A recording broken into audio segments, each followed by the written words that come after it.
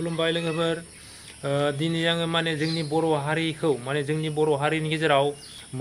माबा मोनसे गोमाजानो गिनाय बायदि मोननानै बे भिडिअखौ लाबोनाय जादों आरोना माने नोंथांमोनाबो नुखादों खोनाखादों जानांगौ माने आगोलनि दिनाव माने जोंबो फरायना मोनदों माने सुंद' सल' माने दरसे अरनबारियाव दरसे मोनसे हाग्रा गेजेराव मासे मैनि थाखाय माने मोसादो सिंहदो जोबोर अरज्लायदोंमोन आरोना माने बे मैखौ जायनो अरज्लायनानै देरहायो बिसो मोनजागोन बेफोरबायदिमोन बिसोरनि सुक्तिया बिदिनो मासे मैनि थाखाय मोसादो सिंहदो अरज्लायबाय थाबाय बेनिफ्राय उनाव बिसोर अरज्लायबाय थानाय समावनो मासे सियाला फैनानै मैखौ लाना थाङो आरो थिग बेबायदिनो जोंनि बर' हारिनि गेजेरावबो जागोन नामा जे माने 2025 सनाव BJP नि सरकार आंनि बुंनाय बाथ्रा नङा नोंथांमोना मोनसे बातरि कागज फरायनानै खोन्थानि आं बेखौ नोंथांमोना नायलांनो हागोन आरो खोनासंलांनो हागोन सामाजिक माध्यमाव दाबि BJP नेताय माने BJP मन्थ्रिफोरनि बुंनाय राव आरो माने अखमिया जों लिरदो आङो दद' गमाबाबो एसे फरायना होलांसै नोंथांमोनाबोथ' बुजि मोनखायो माने 2025 BTC निर्बाचनाव माने 2025 नि BTC इलेक्शनाव माने मालियाव UPPL bidai ना दिबल गेरुवा दले माने UPPL दलक माने बिदाय हवगन गेरुवा दला माने UPPL हानजाखौ माने पार्टिखौ माने बिदाय होसिगोन आरो माने इसोरखौ लाखिला तारमाने बिसोरो गावसोरसो लाखिदों आरो इसोरखौ बुंनाय हिसाबै माने गेरुवा दला बिसोरखौ बिदाय होगोन दानिया गाहायाव मा लिरदों नायनि सिङाव फिसा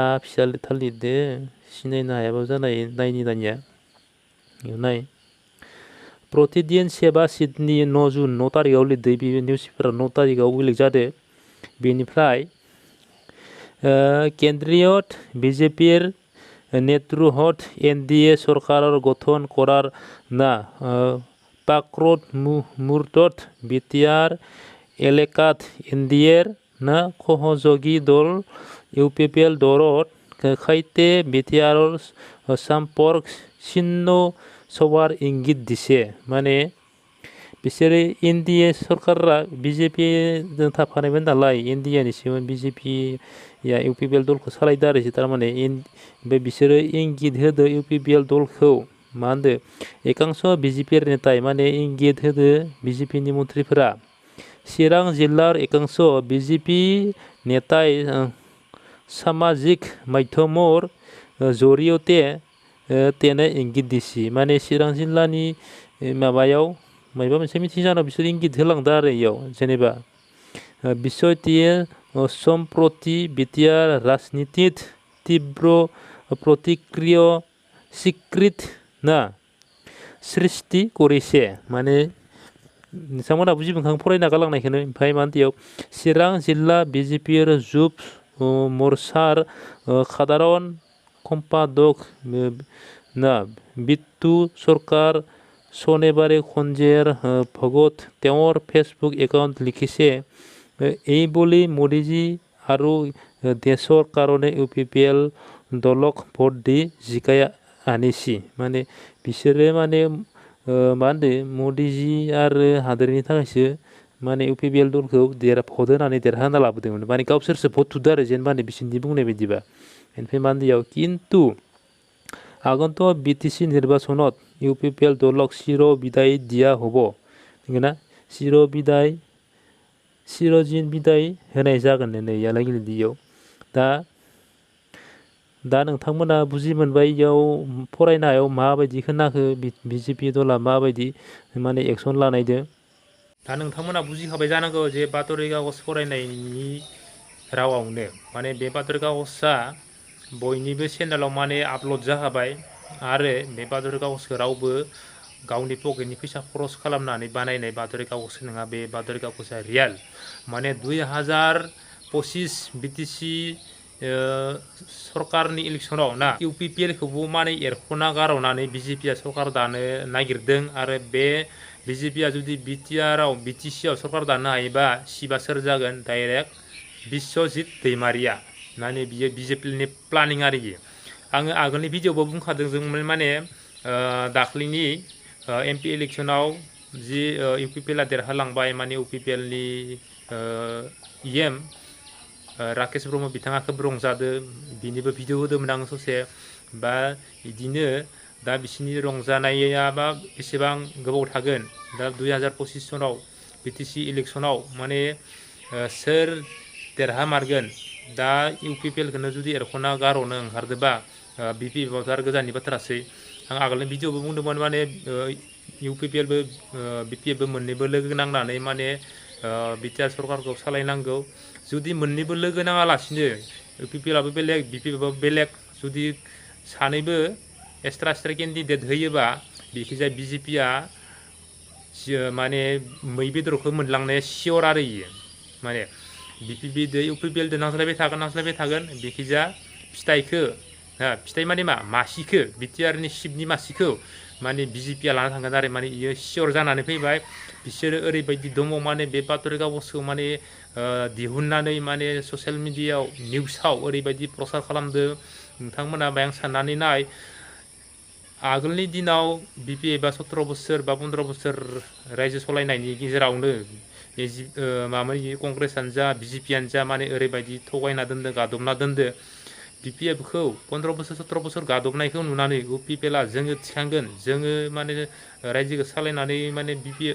BJP निफ्राय माने जिखिनि मोननांगौ खथा बेखौ लाबगोन साननानै 2020 सनाव UPPL आ माने मामोन BTC सरकारखौ सालायनो हादोंमोन आरोना माने एलायन्स सरकार दानानै नाथाय बेयावबो मा जाखो दा 2020 निफ्राय UPPL आ सलायबाय नाथाय 2025 आव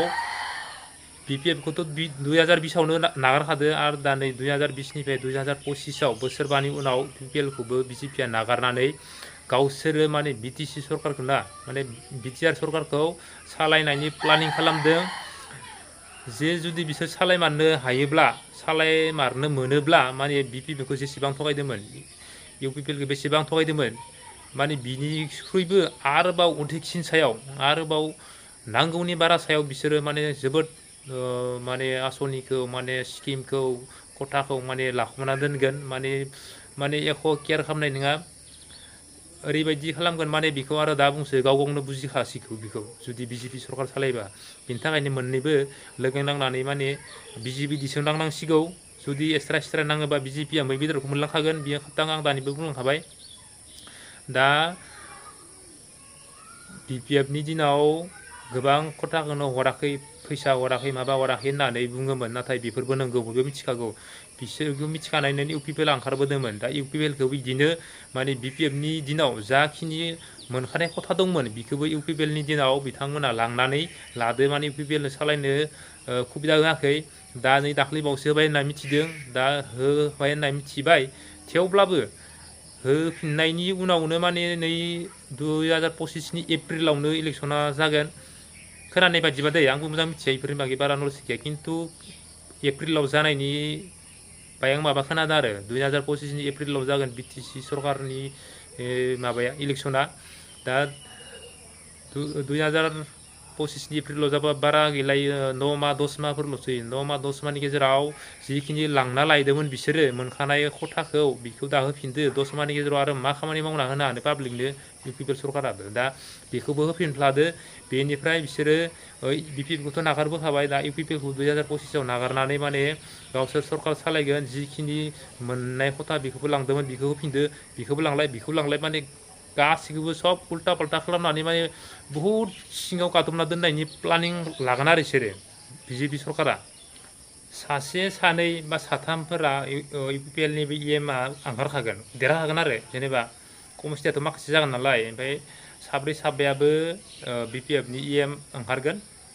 इखिजा आरो UPPL खिजाबो साब्रै साबा EM ओंखारहैखागोन जुदि इखिजा साब्रै साबा बिसोरनियाबो EM दङ बिसोरनियाबो साब्रै साबा EM दङ